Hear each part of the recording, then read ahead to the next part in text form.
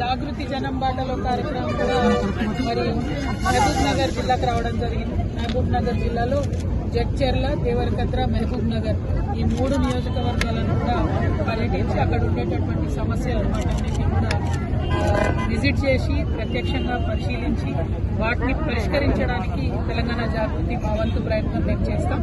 Ultimate గా ప్రజల నుంచి ఇప్పుడు ఉండేటటువంటి సమస్యలు ఏంటివి, వాటిని ఎట్లా పరిష్కరించాలి అనేటటువంటి విషయాల మీద పోరాటం చేయదలుచుకున్నాం. దానికోసం ప్రజల మద్దతు కూడా కట్టడానికి ఇవాళ వస్తా ఉన్నాం.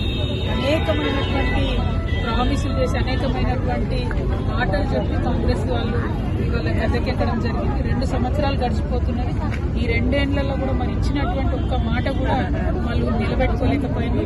ఫ్రీ బస్ ఒకటి ఇచ్చింది తప్పితే పెన్షన్ పెంచడం కానీ, ఇల్లు ఇవ్వడం కానీ, ఉద్యోగాలు ఇవ్వడం కానీ, మహబూబ్ నగర్ జిల్లాలో ఉండేటటువంటి ప్రాజెక్టులు పూర్తి చేయడం కానీ ఏ ఒక్క కార్యక్రమంలో కూడా వీటన్నిటి మీద ప్రజల దగ్గరికి పోతాం. అన్ని నియోజకవర్గాల్లో ఈ 3 నియోజకవర్గాల్లో ప్రత్యక్షంగా ఉన్న సమస్యలన్నీ కూడా చూడడం జరుగుతుంది. Thank you. జై తెలంగాణ. జాగృతి తరఫున ఏం పిలుపుస్తున్నారు ఓటర్లకి? రిలీజ్ ఎన్నిక అనేది బై ఇన్సిడెంట్స్ వచ్చినటువంటి ఎన్నిక. అన్ఫార్చునేట్లీ గోపీనాథ్ నగర్ చనిపోయినప్పుడు వచ్చింది కాబట్టి ఆ విషయంలో తెలంగాణ జాగృతి ప్రమేయం లేదు, మాకు పాత్ర లేదు. జూబ్లీహిల్స్ ఎన్నికల్లో మాకు అవసరం లేదు.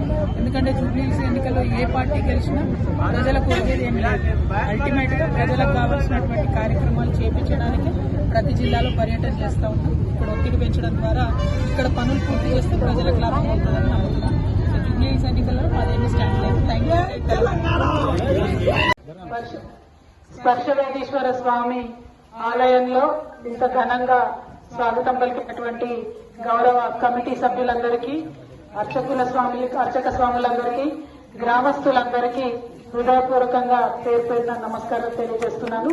మా అక్క చెల్లెలు మంగళారతులు ఇచ్చి బొట్టు పెట్టి ఇంటి ఆడబిడ్డలాగా స్వాగతం పలికినందుకు ప్రత్యేక ధన్యవాదాలు తెలియజేస్తున్నాను. మరి ఇక్కడ స్వామివారిని దర్శించుకుంటే 1,000,000 ఆలయాలను దర్శించుకున్న పుణ్యం వస్తుంది అంటున్నారు. పైగా స్వామివారిని ఎవరు ముట్టుకున్నా వాళ్ళు బంగారం అయిపోతారని కూడా చెప్తున్నారు. సో మన తెలంగాణ కూడా అట్లనే బంగారమయం కావాలని చెప్పి మనస్ఫూర్తిగా కోరుకుంటూ అర్చక స్వాముల ఆశీర్వాదాలతోని తప్పకుండా ఈ ఆలయ అభివృద్ధితోని స్వామివారి దయతోని నా వంతుగా కాంట్రిబ్యూషన్ ఉంటుందని కూడా ఈ సందర్భంగా తెలియజేస్తూ, మరి దుందుబి నది పక్కన ఇక్కడ మీనాంబరం నది అని అంటారు. ఈ నదిని కూడా మరి ఇంత మంచి చక్కటి నది రాంగా నిజంగా ఆలోచించుకుంటూ వచ్చిన నేను, చేపలు ఎక్కడన్నా ఆకాశాన్ని అంటుతాయా అని, ఇక్కడ అంటుతాయని తెలుస్తుంది. మహబూబ్ నగర్ వాళ్ళు కలుసుకుంటే ఏదైనా చేస్తారని తెలవడానికి ఈ మీనాంబరమే బెస్ట్ ఎగ్జాంపుల్ అని తెలియజేస్తూ, మరి ఇక్కడ మంచి జరగాలి, ప్రజలందరూ బాగుండాలని కోరుకుంటూ సెలవు. జై తెలంగాణ.